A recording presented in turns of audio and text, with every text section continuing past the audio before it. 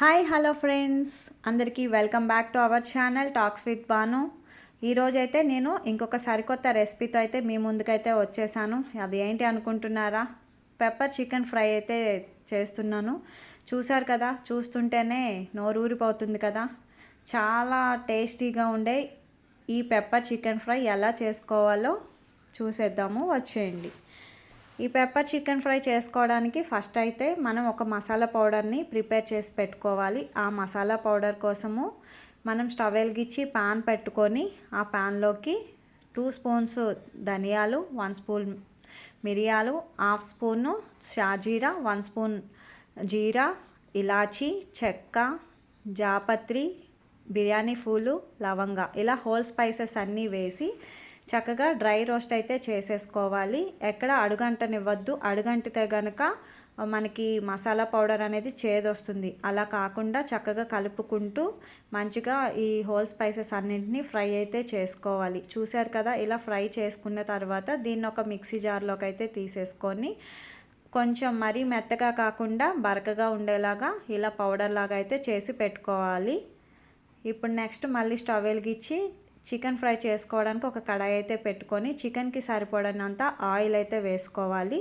ఇలా oil heat ఎక్కిన తర్వాత దీనిలోకి కొంచెం ఆవాలు అయితే వేస్తున్నాను. ఈ ఆవాలు చిటపిటలాడిన తర్వాత దీనిలోకి పొట్టు తీసి పెట్టుకున్నటువంటి వెల్లుల్లిపాయ రేఖలు అయితే వేస్తున్నాను నేను.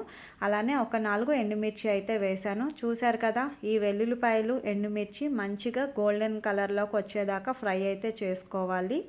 ఇలా ఫ్రై అయిపోయిన తర్వాత ఇప్పుడు దీనిలోకి సన్నగా కట్ చేసి పెట్టుకున్నటువంటి ఆనియన్స్ని అయితే వేసుకోవాలి. ఈ ఆనియన్స్ చక్కగా గోల్డెన్ బ్రౌన్ కలర్ వచ్చేదాకా ఫ్రై అయితే చేసుకోవాలి. ఇప్పుడు దీనిలోకి కొంచెం కరివేపాకు అయితే వేసుకోవాలి. కరివేపాకు కూడా వేసుకొని ఈ ఆనియన్స్ని చక్కగా ఫ్రై అయితే చేసుకోవాలి కలుపుకుంటూ.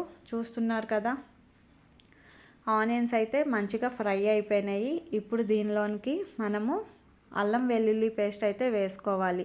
నేను 1/2 కేజీ చికెన్ తీసుకున్నాను కాబట్టి నేను 1.5 స్పూన్ వరకు అల్లం వెల్లుల్లి పేస్ట్ని అయితే తీసుకున్నాను. ఈ అల్లం వెల్లుల్లి పేస్ట్ ఈ ఆయిల్లో చక్కగా ఫ్రై అయ్యేలాగా కలుపుకుంటూ ఫ్రై చేసుకోవాలి. అడుగంటనివ్వద్దు. ఎక్కడ కూడా అడుగంటనివ్వకుండా చక్కగా ఇదిగో కడాయి మొత్తం అలా స్ప్రెడ్ చేసుకోవడం వల్ల ఏంటంటే ఈవెన్గా ఫ్రై అవుతుంది అన్నమాట. అల్లం వెల్లుల్లి పేస్టు ఇలా ఫ్రై చేసుకుంటూ ఉండగా చూసారు కదా, మనకి ఆ అల్లం వెల్లుల్లి పేస్ట్లో నుంచి ఆయిల్ అంతా కూడా పక్కకు వచ్చేస్తుంది, సపరేట్ అయిపోతుంది. అంటే ఇప్పుడు అల్లం వెల్లుల్లి పేస్ట్ చక్కగా ఫ్రై అయితే అయిపోయింది. ఇలా ఫ్రై చేసుకున్న అల్లం వెల్లుల్లి పేస్ట్లో ఈ మసాలాలోకి ముందుగా కడిగి పెట్టుకున్నటువంటి చికెన్ అయితే వేస్తున్నాను. నేనైతే ఈ చికెన్ని ఒక 3-4 టైమ్స్ మంచిగా వాష్ అయితే చేసేసుకున్నాను. ముందుగానే క్లీన్ చేసుకొని పెట్టుకున్నా. ఈ చికెన్లోనే ఇప్పుడే కొంచెం అంత పసుపు, రుచికి తగినంత సాల్ట్, మనం ఫ్రైకి కర్రీ మొత్తానికి సరిపడినంత సాల్ట్ ముందే వేసేసుకోవాలి. ఇలా పసుపు సాల్ట్ వేసి చికెన్ని కుక్ చేసుకోవడం వల్ల చికెన్లో ఉన్నటువంటి వాటర్ అంతా కూడా బయటకు వస్తుంది. ఆ వాటర్తోనే మనం చికెన్ని చక్కగా మగ్గించుకోవాలన్నమాట. మనం చేస్తుంది ఫ్రై కాబట్టి మనం చికెన్లో ఇంకా ఎటువంటి వాటరు వేయము. సో అందుకనే కొంచెం ఉప్పు పసుపు వేయడం వల్ల చికెన్లో ఉన్న వాటర్ అంతా కూడా బయటకు వస్తుంది. చూసారు కదా, ఇలా మధ్యలో మూత తీసి కలుపుకుంటూ ఉండాలి. చికెన్లో వాటర్ అయితే బయటకు వస్తూ ఉంటుంది. ముక్కల్ని కూడా మనం మంచిగా కలుపుకోవడం వలన ఎక్కడ పచ్చిదనం అనేది లేకోకుండా చక్కగా ఈవెన్గా కుక్ అవుతుంది. చూసారు కదా ఫ్రెండ్స్, ఇలా మంచిగా వాటర్ అంతా చికెన్లో వాటర్ అంతా వచ్చేసింది, చక్కగా ఫ్రై అవుతుంది. ఈ చికెన్ ముక్కలు మనం కొంచెం కలరు చేంజ్ అయ్యేదాకా ఫ్రై చేసుకోవాలి. ఆ తర్వాత కారం వేసుకోవాలి. ఇక్కడ నేను కారం వేసుకున్న క్లిప్ అయితే మిస్ అయింది. నేను 2 స్పూన్స్ కారం అయితే వేసుకున్నాను అనమాట. దీనిలో కారం కూడా వేసుకున్న తర్వాత కొంచెం సేపు దీన్ని మంచిగా ఫ్రై చేసుకోవాలి చికెన్ని. ఇప్పుడు దీనిలోకి మనం ముందుగా ప్రిపేర్ చేసి పెట్టుకున్నటువంటి మసాలా పౌడర్ ఏదైతే ఉందో ఆ మసాలా పౌడర్ మొత్తాన్ని వేసేసుకోవాలన్నమాట. వేసుకొని చక్కగా మసాలా పౌడరు చికెన్కి పట్టేలాగా చక్కగా కలుపుకోవాలి. చూసారు కదా ఫ్రెండ్స్, చికెన్ అయితే ఎంత చక్కగా ఫ్రై అయ్యిందో.